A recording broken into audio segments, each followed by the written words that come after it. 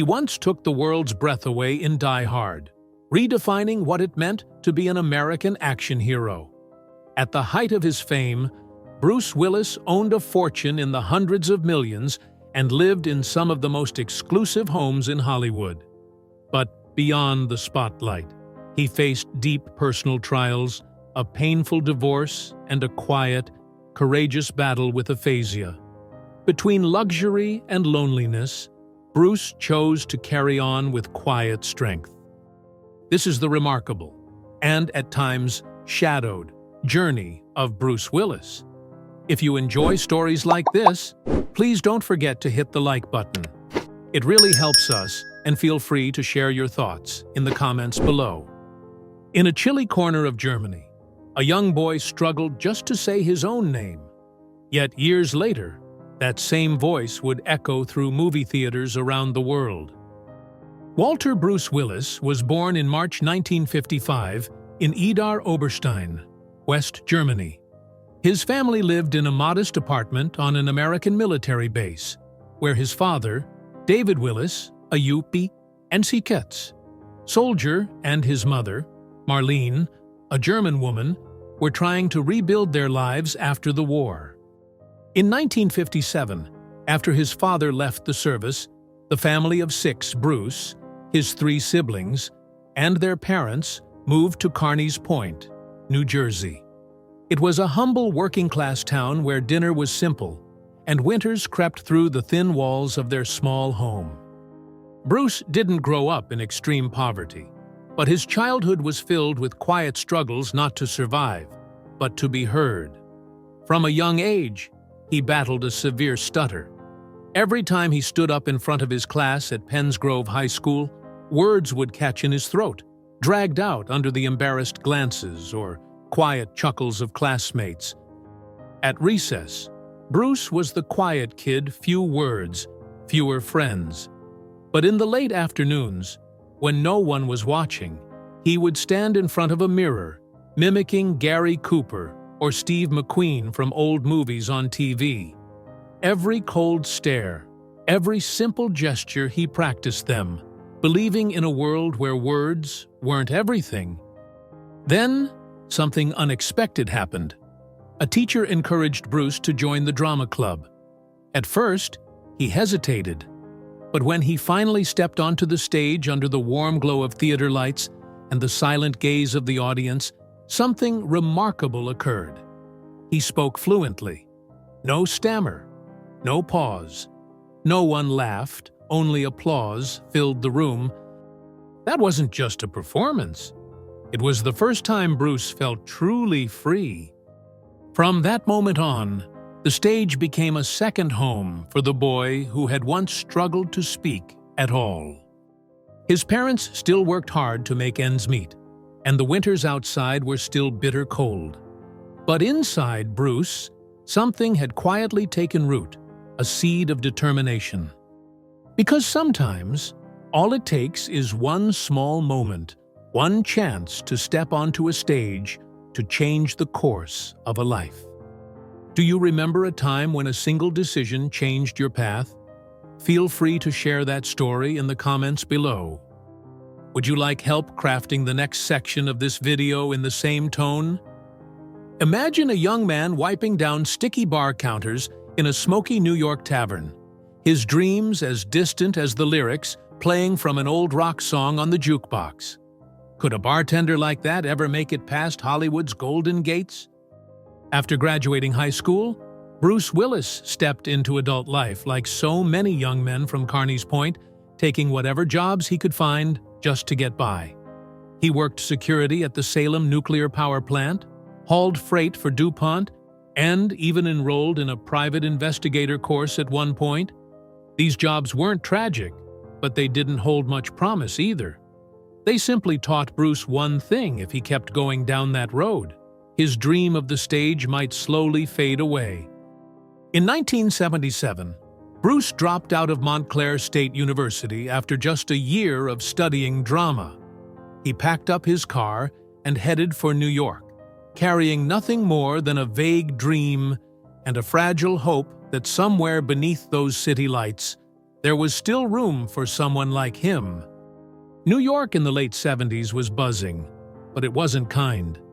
Hell's Kitchen wasn't polished back then. It was gritty, loud, and alive with jukebox rock, movie posters for Dirty Harry, and dive bars thick with cigarette smoke, places filled with people chasing distant hopes. Bruce worked as a bartender in places like Kamikaze and Chelsea Central. He didn't just pour drinks and wipe glasses, he studied people. He watched the staggering drunk, the lonely woman hiding behind a forced smile. He mimicked their gestures, their eyes, their voices, small details that would later shape the raw magnetism Bruce Willis brought to the screen. But the road to his dream was anything but smooth. Day after day, Bruce auditioned for small theater roles, obscure productions no one remembers now. Most of the time, all he got was a polite nod and silence. There were nights he sat at the bar after closing, leaning on one hand, staring out at the empty streets, neon signs flickering outside the window, and he'd ask himself, is there anyone out there who might need a guy like me? In that same decade, when others his age were dancing to disco and crowding theaters for Star Wars, Bruce was still quietly chasing his shot. Then in 1985, the opportunity finally came, but it didn't come easy. The producers of Moonlighting were casting for the lead role of David Addison. 3,000 actors lined up polished, handsome, camera-ready. Bruce wasn't the most striking one in the room.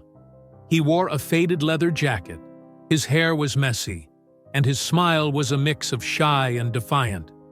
But the moment he walked into the casting room, he didn't perform, he simply was David Addison, quick-witted, sarcastic, rough around the edges. The casting team burst into laughter. They knew instantly this was their guy. Moonlighting became a television sensation, and Bruce took home both an Emmy and a Golden Globe for the role. But the spotlight wasn't enough to satisfy him.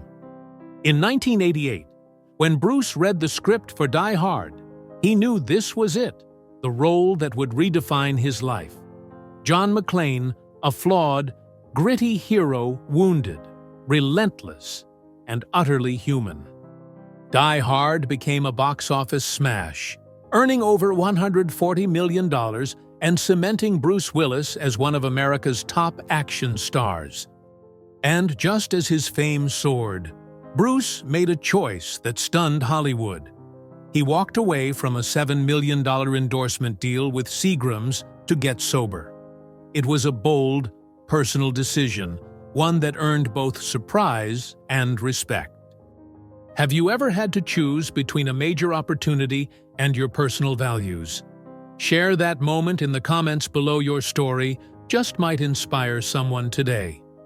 From a cramped New Jersey home to a $33 million Caribbean retreat, what does life look like when your dreams not only come true, but surpass anything you ever imagined? Bruce Willis was never just a movie star. He became a symbol of grit, charm, and success that broke away from Hollywood's usual mold.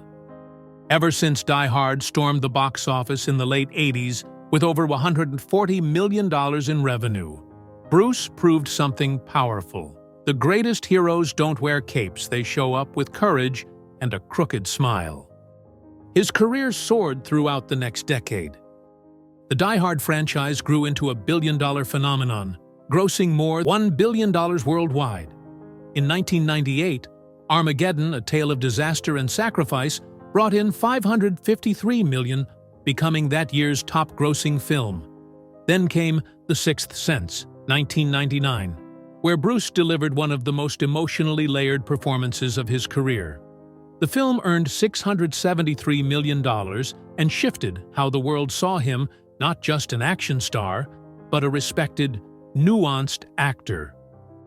Generations grew up watching Bruce Willis, and with admiration came accolades: 2 Emmys, a Golden Globe, 2 People's Choice Awards, and his star on the Hollywood Walk of Fame in 2006. But what mattered even more was how Bruce chose to enjoy the rewards of his journey. Not through excess or extravagance, but with the quiet composure of a man who once knew what it meant to have nothing. If you thought a global icon like Bruce would chase flashing lights and palatial mansions, think again. In the heart of busy Los Angeles, Bruce found peace in Brentwood, a discreet, elegant neighborhood. In 2019, he purchased a home there for around $8 million, spanning over 13,000 square feet. The house was modern but modest in tone. Outside, clean lines, glass walls, and a garden flooded with natural light. Inside, warm woods and polished marble created a sense of intimacy, not opulence. With a private spa, wine cellar, home theater, and cozy living spaces, the house was designed not to impress strangers, but to shelter a growing family. At 60, Bruce was no longer the man at the center of the party. He became the man who listened to birdsong at dawn, who played piano in the evening while his children laughed nearby. And perhaps nothing expressed Bruce's love for peace and privacy more than his Caribbean estate in Turks and Caicos, a $33 million oceanfront sanctuary. Set on 4 acres, this property featured 3 separate villas, 12 bedrooms, 14 bathrooms, and 4 infinity pools looking out onto endless blue sea. It wasn't just a vacation home. It was where Bruce married Emma Hemming, his wife and partner, through life's fiercest storms. A private beach, swaying palms, a pirate ship-themed play area for the kids, seaside yoga decks, and starlit dinners, every inch of it whispered freedom. Though he sold the property in 2019 for roughly $27 million, it remained a defining chapter in his search for serenity. Elsewhere, Bruce once owned a 22-acre estate in Westchester, New York, a country-style retreat wrapped in green tranquility. He sold it in 2019 for about $66 million, closing the door on another peaceful chapter. He also held a 3,000 square foot apartment near Central Park in Manhattan, a quiet escape in the heart of the city. After personally upgrading it to luxury standards, he sold it in 2018 for around $13 million. In the early 2000s, Bruce lived in a classic Spanish-style estate in Beverly Hills, spanning more than 10,000 square feet. In 2019, he let it go for roughly $5 million, marking the end of his time in Hollywood's most glamorous neighborhood. From the bustle of Manhattan to the stillness of Brentwood, from old-world villas to oceanfront getaways, every home Bruce chose told a story about who he was: grounded, refined, and always searching for a place that felt like his own. Even as he stood atop Hollywood's highest peak, Bruce held on to one thing: a heart that valued simplicity. The garage where stories are parked. In Bruce's garage, the cars tell their own story. A vintage Chevrolet Chevelle SS, a silver classic with a gritty edge, priced around $65,000. Not the flashiest car in Hollywood, but its presence is loud and clear. I don't need to shine, I just need to be real.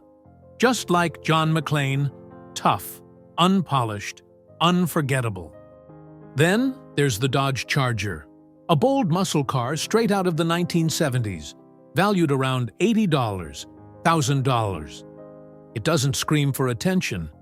It just keeps going, resilient, scratched by time, but never slowing down. Its engine doesn't just roar, it speaks for a man who refuses to quit. And in the center sits a gem, the Corvette Stingray C2, nearly $150, $100 worth of pure Americana. It's a memory on wheels, reminding Bruce of a time when freedom was still wide open, and youth was wild and fearless. Among the muscle and steel, one car stands quietly, the Audi Q2, worth about $40,000. Small, unassuming but intentional. Bruce's choice for quietly moving through Los Angeles without flashbulbs, without fanfare. Still himself, still strong. The Chevelle is defiance.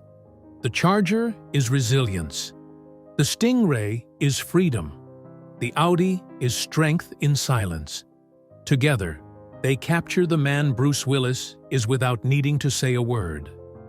A life lived simply. Despite his global fame, Bruce Willis always lived with surprising humility. No lavish parties, no spotlight chasing.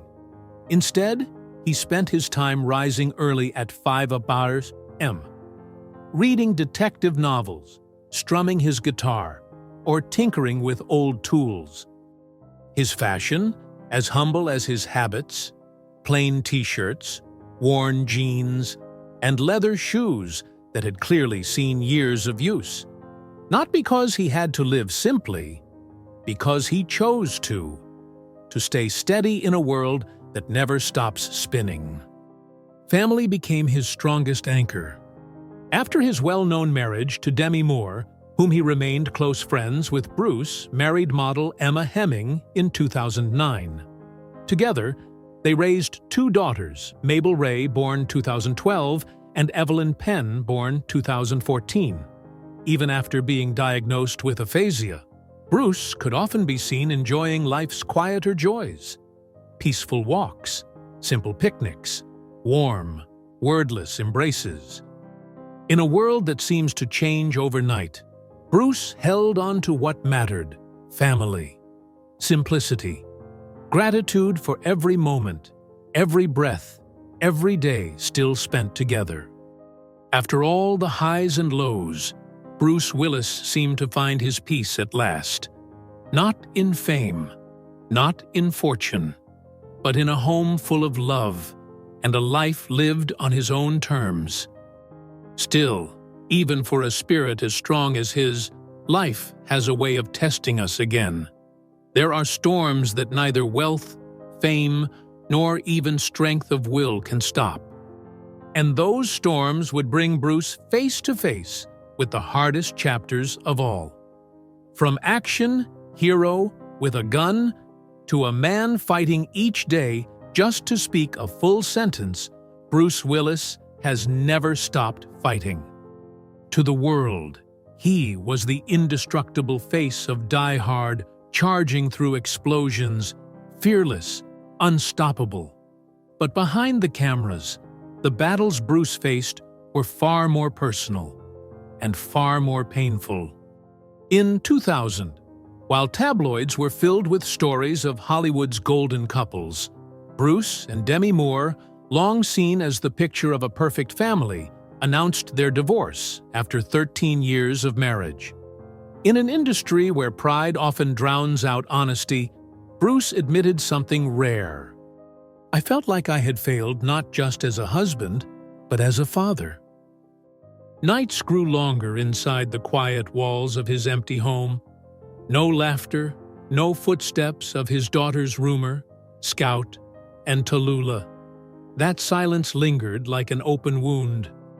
It was only through the steady encouragement of close friend Will Smith that Bruce began to find his footing again by throwing himself wholeheartedly into fatherhood, even if the family no longer lived under one roof.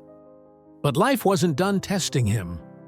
That same year, following the tragedy of 9/11, Bruce gave a heartfelt interview in which he offered a large financial reward to any civilian who could help capture Osama bin Laden or Saddam Hussein. In those early days of national grief, his words struck a chord with many. But soon after, the backlash came. Critics labeled his comments impulsive and unfit for wartime decorum, even though Bruce had broken no laws. Public opinion split in two. Some ridiculed him, others defended him. And Bruce did what he often did best in moments like these. He stayed silent. No corrections. No rebuttals. He quietly stepped back from press events and let time do what it always did, move on. Then, just as life seemed to settle into a quieter rhythm, 2022 brought the news that stopped millions in their tracks. Bruce Willis had been diagnosed with aphasia, a condition that slowly erodes the ability to communicate. The signs had been there, softly, forgotten lines on set, stumbling through interviews. At first, colleagues thought it was age, fatigue. But soon, the truth became impossible to ignore. A man once known for his quick wit and signature smirk was now learning to speak with his eyes, with gestures, with touch. Afternoons playing chess with his children. Quiet evenings holding Emma's hand on the balcony in Brentwood. These moments became everything worth more than any role, more than any spotlight. Family became his fortress. Emma Hemming, his wife, their daughters, Mabel and Evelyn, and Demi Moore, still close, still devoted to co-raising their children and preserving cherished memories. Bruce never asked for pity. He never showed up to the media looking for sympathy. He chose to live, fully, quietly, gratefully.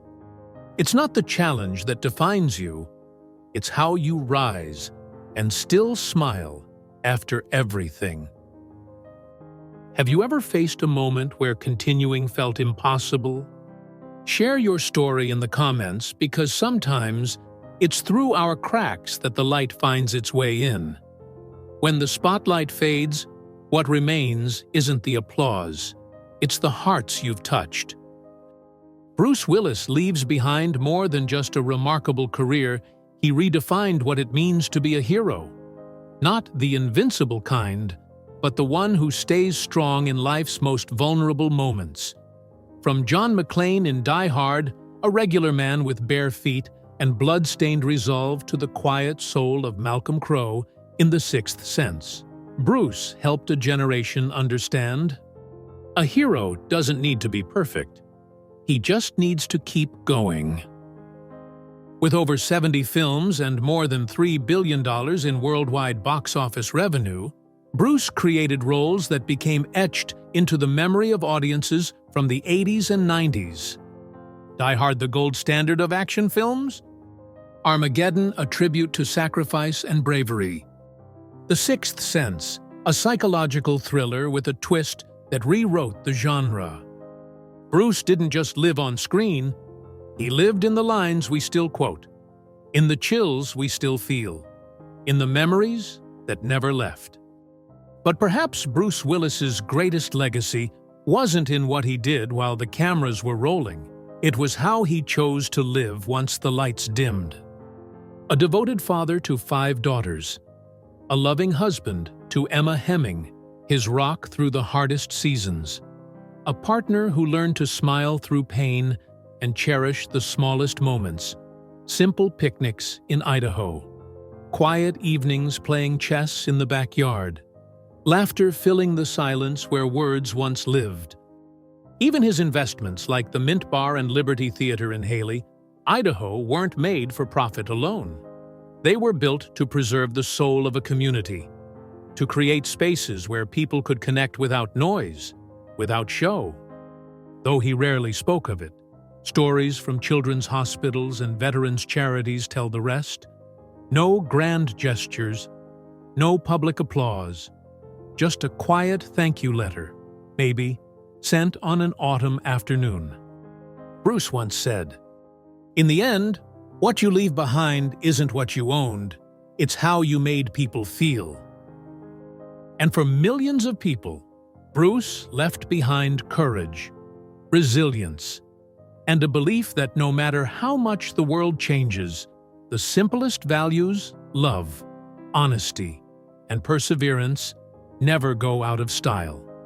If you've ever been moved or inspired by Bruce Willis's journey, feel free to share your thoughts in the comments below.